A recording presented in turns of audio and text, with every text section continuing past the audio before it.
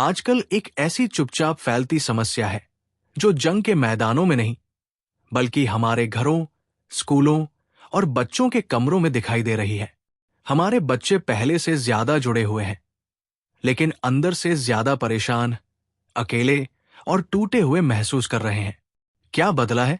क्यों इतने कम समय में बच्चों की मानसिक हालत इतनी जल्दी बिगड़ गई? और सबसे जरूरी बात, हम इसको ठीक कैसे कर सकते हैं? दी एंग्शियस जनरेशन एक साधारण किताब नहीं है। ये एक अलार्म है, एक आईना है और एक रास्ता दिखाने वाला नक्शा है। इसे प्रसिद्ध मनोवैज्ञानिक जॉनथन हेट ने लिखा है। ये किताब बताती है कि 2010 के बाद बचपन पूरी तरह बदल गया। उसी साल स्मार्टफोन हर जगह आ गए, सोशल मीडिया आम हो गया और असली दुनिया की जगह डिजिटल दुनिया ने ले ली। ऐसा लगा जैसे हम तकनीक से जुड़ रहे हैं, लेकिन असल में हमारा दिमाग एक नई तरह से ढल रहा था। यह सारांश असली किताब का विकल्प नहीं है, बल्कि उसकी गहराई को समझाने वाली एक गाइड है। इसमें दी गई हर बात ये दिखाती है कि हमारे बच्चों ने क्या खोया है और उन्हें अब क्या चाहिए। ये किताब उन माता पिता के लिए है जो खुद को उलझन में पाते हैं, उन शिक्षकों के लिए जो बच्चों में बदलाव देख रहे हैं, और उन युवाओं के लिए जो अंदर ही अंदर महसूस कर रहे हैं कि कुछ तो गलत है। यहां आपको सिर्फ समस्याएं नहीं, बल्कि उनके पीछे की वजह भी मिलेंगी। सिर्फ लक्षण नहीं, बल्कि जड़ तक की बातें। और सबसे जरूरी, आप जानेंगे कि हम क्या कर सकते हैं, मिलकर और अकेले भी, ताकि आज के बच्चों को एक संतुलित और मजबूत जीवन मिल सके। अगर आपने कभी अपने बच्चे को देखकर सोचा है, ये इतना परेशान क्यों रहता है, तो इस किताब में आपके सवालों के जवाब है। और सिर्फ जवाब नहीं, हिम्मत भी है कुछ करने की। चलिए शुरुआत करते हैं। एक, खेलकूद वाला बचपन अब फोन वाला बचपन बन गया है। पहले बच्चे बाहर जाकर खेलते थे, नई चीजें खोजते थे, दोस्तों से झगड़ते और फिर खुद ही सुलह कर लेते थे। ये सब बातें उन्हें मजबूत, समझदार और सामाजिक बनाती थी। लेकिन अब बच्चे ज्यादातर समय कमरे में फोन या टैबलेट के साथ बिताते हैं। धूप में खेलने, दौड़ने और लोगों से मिलने का समय बहुत कम हो गया है। अब वे नकली और फिल्टर लगे हुए रिश्तों में उलझे रहते हैं। वे गिरकर सीखना नहीं जानते। वे जल्दी ही बड़े लोगों की चीजें देख लेते हैं जो उनके मन पर असर डालती है। उनका दिमाग अब एक ऐसी दुनिया में बढ़ रहा है जो सीखने के लिए नहीं, बल्कि सिर्फ देखने और समय बिताने के लिए बनी है। 2, स्मार्टफोन और सोशल मीडिया ने टीनेज की उम्र को बदल दिया। टीनेज 13 से 19 साल वो उम्र होती है जब इंसान अपने बारे में जानना शुरू करता है। मैं कौन हूं, मुझे क्या पसंद है, लोग मुझे कैसे देखते हैं। पहले ये समझ रिश्तों और अनुभवों से आती थी। अब सोशल मीडिया ने इसको एक खेल बना दिया है। कितने लाइक्स मिले, कितने फॉलोअर्स बढ़े।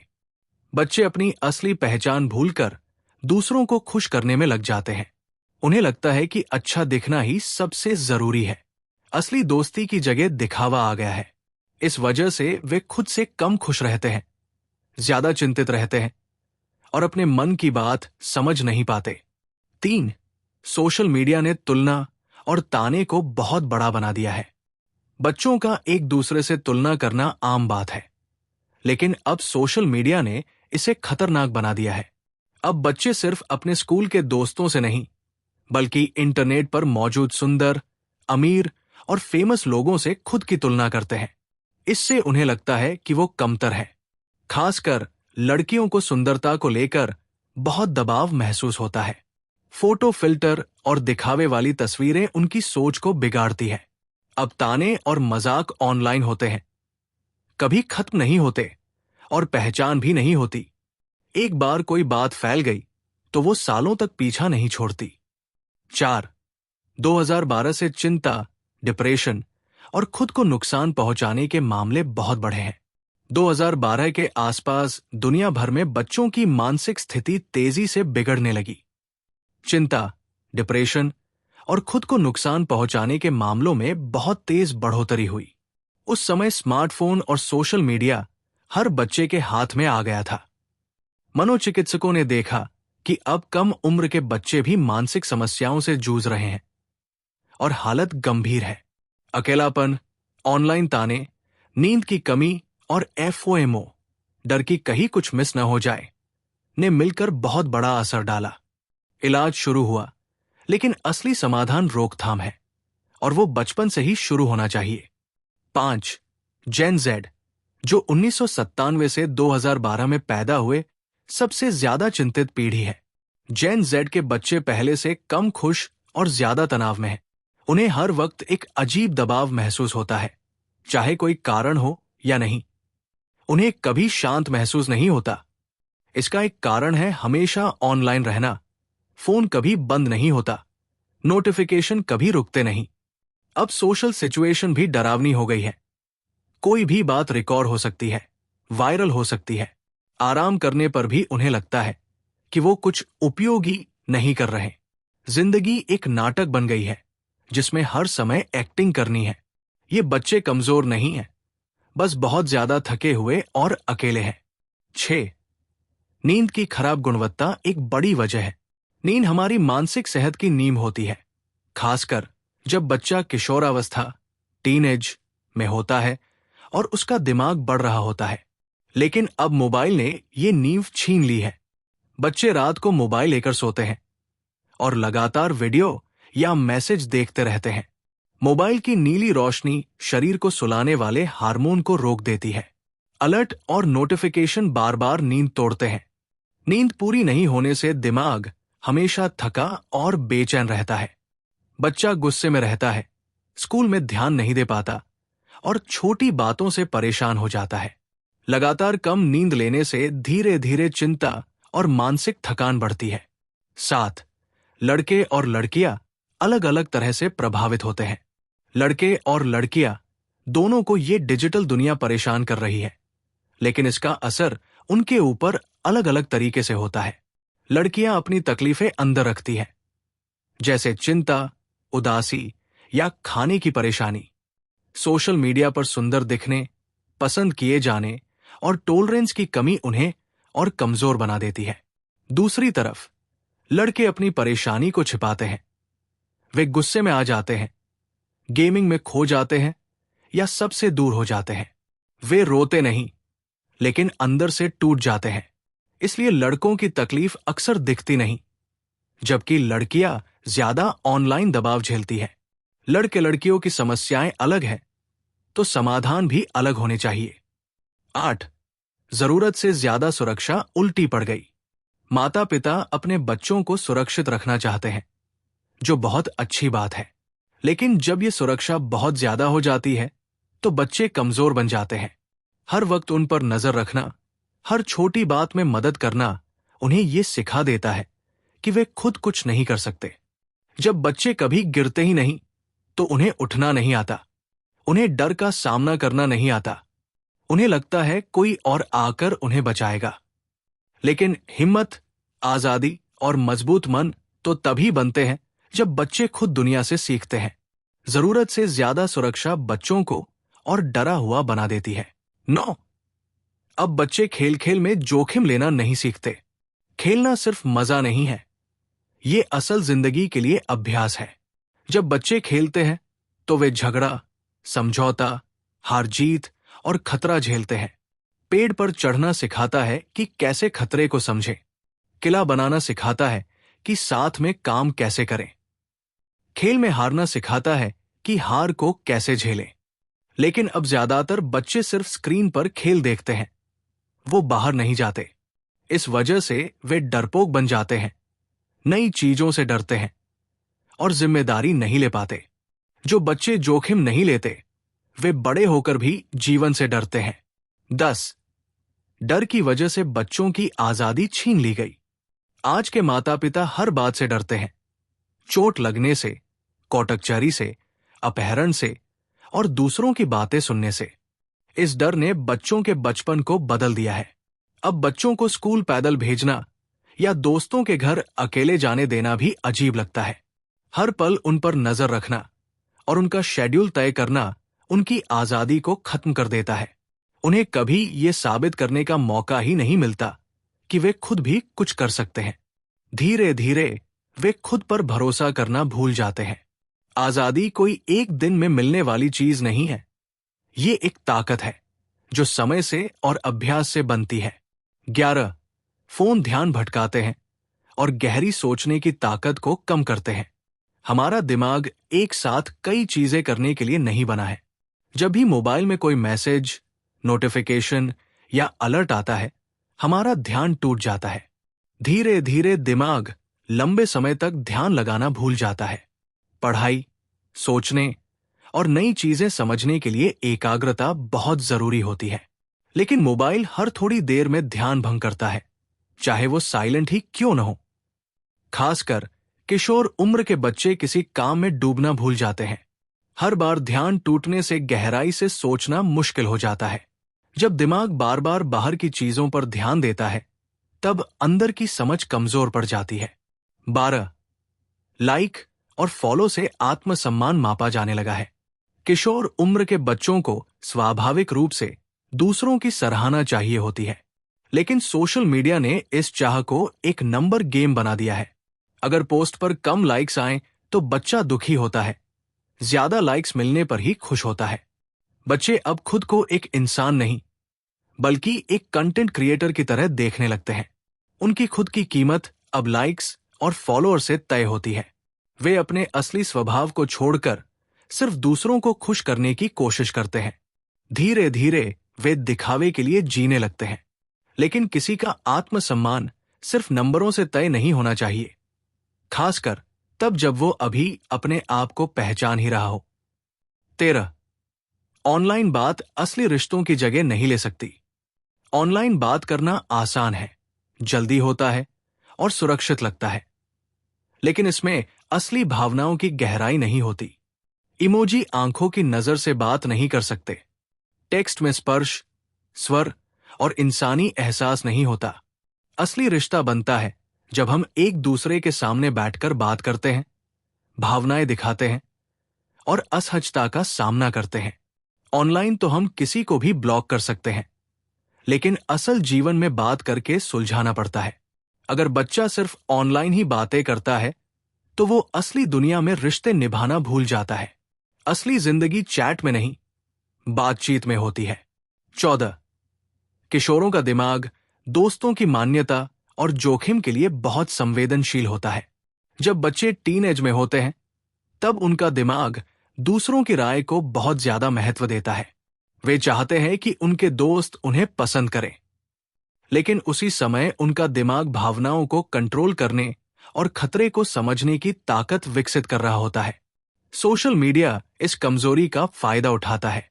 हर लाइक और कमेंट उनके दिमाग को इनाम जैसा लगता है। बच्चे इस चक्कर में फंस जाते हैं और बार बार सोशल मीडिया पर कुछ नया डालते रहते हैं, लेकिन उन्हें यह समझ नहीं होती कि हर बार तारीफ न मिलने पर वे टूट सकते हैं। ये ऐसा है जैसे बिना ट्रेनिंग के किसी को तेज कार दे देना। नतीजा होता है परेशानी और उलझन। 15. आजादी में देरी से बच्चे कमजोर बन जाते हैं।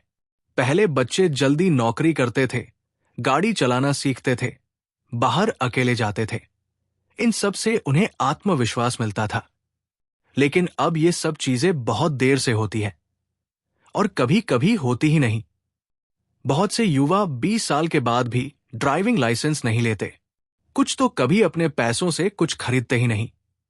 आजादी का मतलब सिर्फ घूमना नहीं, बल्कि दुनिया को समझना और उससे सीखना है। जब ये अनुभव देर से होते हैं, तो मानसिक विकास भी देर से होता है। फिर कॉलेज या नौकरी का सामना करना उनके लिए बहुत मुश्किल हो जाता है। जो लग रहा था कि हम उन्हें सुरक्षित रख रहे हैं, असल में वो उन्हें कमजोर बना रहा है। आजादी धीरे धीरे सिखाई जाती है, तभी बच्चा खुद पर भरोसा करना सीखता है। 16. बच्चों को फोन देने से पहले समाज में कोई चर्चा नहीं हुई। जब बच्चों को स्मार्टफोन दिए जाने लगे, तब किसी ने ये नहीं सोचा कि इसका असर उनकी मानसिक सेहत पर क्या होगा। न कोई वैज्ञानिक सलाह ली गई, न मनोवैज्ञानिक विचार किया गया, और न ही कोई सरकारी नियम बनाया गया। सब कुछ चुपचाप हो गया, क्योंकि मोबाइल सस्ते हो गए और बाकी सब बच्चे भी इस्तेमाल कर रहे थे। माता पिता ने दबाव महसूस किया और कहा, सबके पास है तो मेरे बच्चे के पास भी होना चाहिए। किसी स्कूल ने रुककर नहीं सोचा कि यह बच्चों के दिमाग को कैसे बदल देगा। ये एक बड़ी पीढ़ी पर बिना सोच समझ के किया गया प्रयोग था। अब जाकर हम इसके नतीजे देख रहे हैं। बच्चों को बहुत ताकतवर चीजें दे दी गई, लेकिन उन्हें समझाने का कोई तरीका नहीं दिया गया। 17 बाजार ने आदत को बढ़ावा दिया। टेक कंपनियां सिर्फ मोबाइल ऐप्स नहीं बनाती, वो ऐसी दुनिया बनाती है जिसमें बच्चा फंसा ही रह जाए। जितनी देर बच्चा किसी ऐप पर रहता है, उतनी ज्यादा कमाई कंपनियों को होती है।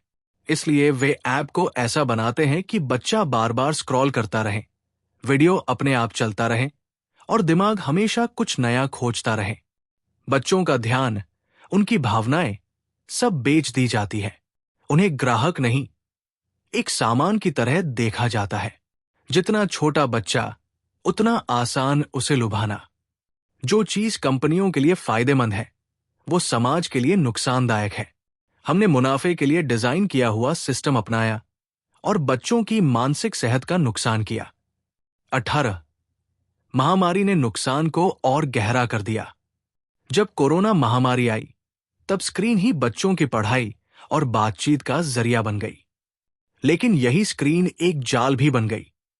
बच्चे पहले से ही अकेले, चिंतित और स्क्रीन पर ज्यादा समय बिता रहे थे।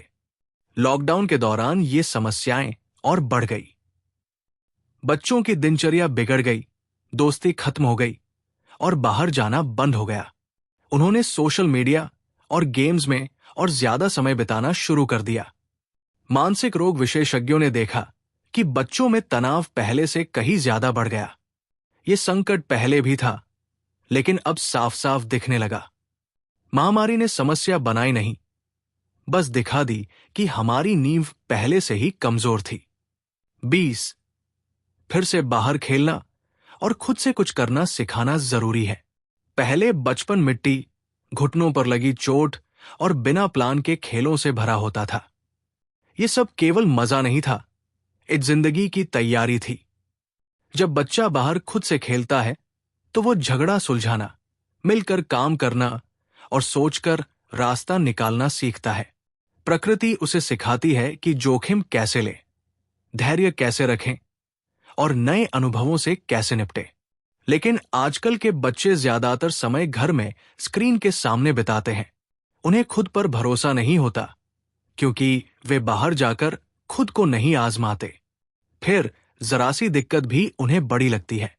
बाहर खेल को वापस लाना कोई पुरानी बात नहीं, ये दिमाग की जरूरत है।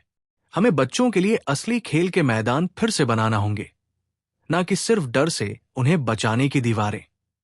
21 फिर से मजबूत समुदाय बनाना जरूरी है। बच्चे वहां अच्छे से बढ़ते हैं जहां बहुत से बड़े लोग उनका ख्याल रखते हैं, उन्हें समझते हैं और सही रास्ता दिखाते हैं। आज के बच्चे अकेले महसूस करते हैं, सिर्फ इसलिए नहीं कि उनके पास फोन है, बल्कि इसलिए कि आसपास के रिश्ते कमजोर हो गए हैं। अब न तो मोहल्ले का भरोसा बचा है, न रिश्तेदार पास होते हैं, और स्कूल भी पहले जैसा सहारा नहीं बन पाते। पहले क्लब, मंदिर, मस्जिद, चर्च और युवा ग्रुप बच्चों को घर के बाहर भी अपनापन देते थे। अब बच्चे ये अपनापन इंटरनेट पर ढूंढते हैं, जहां उन्हें सच्चा प्यार या जिम्मेदारी नहीं मिलती। अगर हम बच्चों को सही मायनों में अच्छा महसूस कराना चाहते हैं, तो हमें ऐसा माहौल बनाना होगा जहां कई बड़े लोग मिलकर उन्हें सहारा दें। समुदाय फिर से बच्चों की ढाल बनना चाहिए। 22 बच्चों को डिजिटल समझ और भावनात्मक ताकत सिखाना जरूरी है। बिना सिखाए बच्चे को फोन देना ऐसे ही है जैसे बिना ट्रेनिंग के उसे गाड़ी दे देना।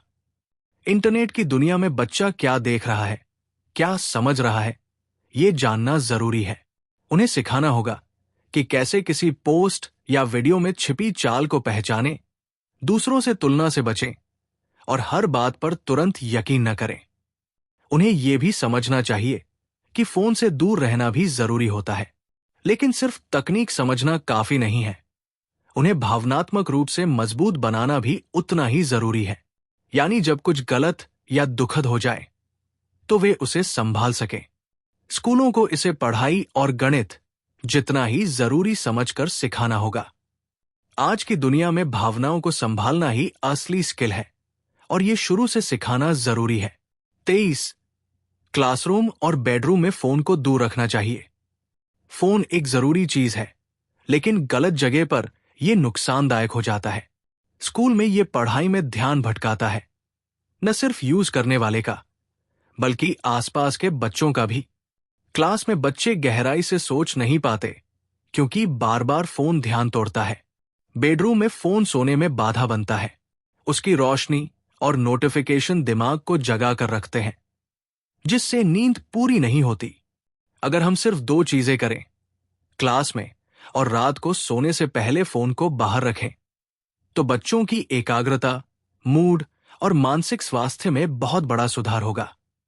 यह कोई सजा नहीं है, बल्कि दिमाग की सुरक्षा के लिए बनाए गए सरल नियम है। 24, माता पिता को खुद सही उदाहरण देना चाहिए। बच्चे नियमों से नहीं, माता पिता की आदतों से सीखते हैं। अगर मम्मी पापा खाने के वक्त फोन चलाते हैं, बात करते समय नोटिफिकेशन चेक करते हैं या रात में लेटे लेटे वीडियो देखते हैं, तो बच्चे भी वही करेंगे। जब बड़े खुद नियम नहीं मानते, तो बच्चे भी टालते हैं। इसलिए स्क्रीन टाइम को नियंत्रित करना है, तो पहले बड़ों को खुद अपना व्यवहार बदलना होगा। इसका मतलब है खाने के समय फोन दूर रखना, तय समय पर फोन बंद करना और बच्चों के साथ पूरा ध्यान देकर समय बिताना। कभी गलती हो जाए तो माफी मांग लेना भी सिखाना होता है। सही उदाहरण देना परफेक्ट होना नहीं होता, बल्कि ये दिखाना होता है कि हम सच में सही करना चाहते हैं। बच्चे माता पिता को देखकर जीना सीखते हैं। 25, अब नियम और समाज दोनों को बदलने की जरूरत है। बच्चों की मानसिक परेशानी सिर्फ परिवार की जिम्मेदारी नहीं है, ये एक बड़ी सामाजिक गड़बड़ी है। सरकार, स्कूल, टेक कंपनियां और समाज सभी को मिलकर समाधान निकालना होगा। आज टेक्नोलॉजी बहुत तेजी से बढ़ रही है, लेकिन उसे कंट्रोल करने वाले नियम बहुत पीछे रह गए हैं। बच्चे ऐसे ऐप्स और साइट्स पर समय बिता रहे हैं जो उनके लिए बहुत नुकसानदायक है, लेकिन कोई उन्हें रोकने वाला नहीं है। स्कूलों को समझ नहीं आ रहा कि कैसे साथ चलें, और माता पिता खुद थक चुके हैं। अब जरूरी है कि सही उम्र तय की जाए, बच्चों का डेटा सुरक्षित किया जाए और कंपनियों से जवाब मांगा जाए। लेकिन सिर्फ नियम नहीं, सोच भी बदलनी होगी। हमें ज्यादा कनेक्टेड होने को कमाल मानना बंद करना होगा और बच्चों का बचपन बचाना शुरू करना होगा। बच्चों की सुरक्षा किसी और की जिम्मेदारी नहीं, यह हम सबकी साझी जिम्मेदारी है। अब सिर्फ चिंता करने से काम नहीं चलेगा, अब कुछ करना होगा। 26, फोन बच्चे का हर वक्त का साथी नहीं होना चाहिए। स्मार्टफोन सिर्फ एक मशीन नहीं है, ये एक खिड़की है, एक ध्यान भटकाने वाला जरिया है, एक आईना है और कभी कभी एक खतरा भी बन जाता है। जब बच्चा हर समय इसे पकड़े रहता है, तो ये उसकी पहचान का हिस्सा बन जाता है। फोन बच्चा कभी बोर ना हो, इसका ख्याल रखता है, लेकिन बोरियत भी जरूरी होती है, तभी दिमाग कुछ नया सोचता है। अकेलापन भी जरूरी है, तभी इंसान खुद को समझ पाता है। बच्चे अब फोन को सिर्फ इस्तेमाल नहीं करते, वे उसमें खो जाते हैं। उन्हें सोचने, ख्यालों में खोने और दुनिया को समझने का वक्त नहीं मिलता। ऐसा साथी जो बार बार टोकता है, तुलना करता है और ध्यान खींचता है, वो मदद नहीं कर रहा, बल्कि उनके दिमाग को चुपचाप बदल रहा है। 27, आज के बच्चे भावनात्मक रूप से कमजोर हो रहे हैं। भावनाएं होती हैं महसूस करने, बोलने और समझने के लिए, न कि दबाने के लिए या उनसे भागने के लिए। लेकिन आज के बच्चे ज्यादा सुरक्षित और ज्यादा व्यस्त बनाए गए हैं। उन्हें दर्द, नकारे जाने या अकेलेपन को सहने की आदत नहीं बन पाई, इसलिए छोटी सी परेशानी भी उन्हें बहुत बड़ी लगती है। उदासी अब दुख नहीं लगती, बल्कि बहुत भारी बोझ लगती है। झगड़ा अब एक सीख नहीं, बल्कि एक चोट बन जाता है। जब बच्चे हर तरह की असुविधा से बचाए जाते हैं, तो वे कभी ये नहीं सीख पाते कि मुश्किल में कैसे डटे रहें। भावनात्मक कमजोरी कमजोरी नहीं है, ये अधूरी परवरिश का नतीजा है। मजबूती अभ्यास से आती है, आराम से नहीं। 28 असली नुकसान तकनीकी नहीं, मानवीय है। आज जो संकट है वो सिर्फ मोबाइल और इंटरनेट का नहीं है, ये इंसानी जुड़ाव के खो जाने का संकट है। स्क्रीन ने भाइयों, पड़ोसियों, शिक्षकों और यहां तक कि परिवार के खाने की मेज को भी हटा दिया है। बचपन जो कभी मिल बैठकर, खेलकर और प्यार पाकर पनपता था, वो अब अकेला हो गया है। हम कहते हैं ये डिजिटल समस्या है, लेकिन असल में ये रिश्ता टूटने की समस्या है। बच्चों को अब जानकारी नहीं चाहिए, उन्हें अपनापन चाहिए। उन्हें दिखावे का प्यार नहीं, बल्कि पास बैठकर दिया गया समय चाहिए। उन्हें ताली नहीं, सिर्फ कोई ऐसा चाहिए जो कहे मैं हूं। अगर हमें बच्चों की मानसिक स्थिति ठीक करनी है तो हमें इंसानी रिश्तों को दोबारा गहराई से जीना होगा। 29 दिक्कत सिर्फ फोन नहीं है, असल में बचपन गायब हो रहा है। हम अक्सर फोन को ही दोष देते हैं, लेकिन वो तो सिर्फ एक लक्षण है। असली कमी तो यह है कि बच्चों से वो सब छीन लिया गया है जो बचपन को बनाता है। बाहर खेलना, आजादी से घूमना, कुछ न करने का समय, गलती से सीखना और बड़ों से बातें करना, ये सब दिमाग के पोषण की तरह है। इनके बिना बच्चा खुद पर भरोसा करना भूल जाता है। आज का बचपन बहुत जल्दी जल्दी सब कुछ सीखने की कोशिश कर रहा है, लेकिन बिना गहराई के। हमें सोचना होगा, हम किस तरह के इंसान बड़ा कर रहे हैं। जवाब तभी मिलेगा जब हम ये देखें कि हमने क्या हटा दिया है, न कि सिर्फ क्या जोड़ दिया है। 30 अब हमें सिर्फ समझ नहीं, एक आंदोलन की जरूरत है। सिर्फ आंकड़े पढ़ने और चिंता करने से कुछ नहीं होगा। बच्चों की मानसिक स्थिति एक बड़ी सामाजिक चुनौती बन चुकी है। इसका हल अलग अलग कोशिशों से नहीं होगा। हमें एक साथ खड़ा होना होगा, एक नई सोच के साथ कि बचपन की असली कीमत क्या है। इसका मतलब है फोन को टालना, फिर से समाज बनाना, माता पिता को सशक्त करना और स्कूलों को दोबारा बच्चों के लिए बनाना। अब बातों को काम में बदलना होगा।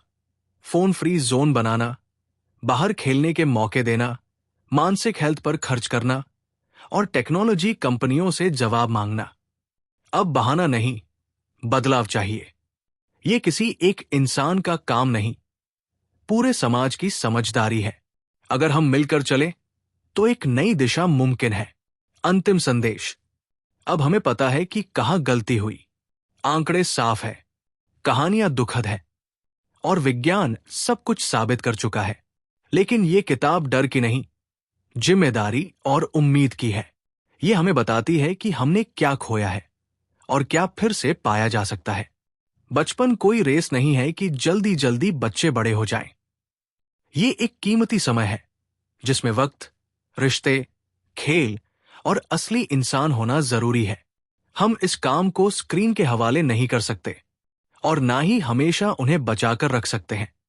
हमें उन्हें गिरने देना होगा, भटकने देना होगा, ऊबने देना होगा और ये एहसास देना होगा कि कोई उन्हें पूरी तरह देख रहा है।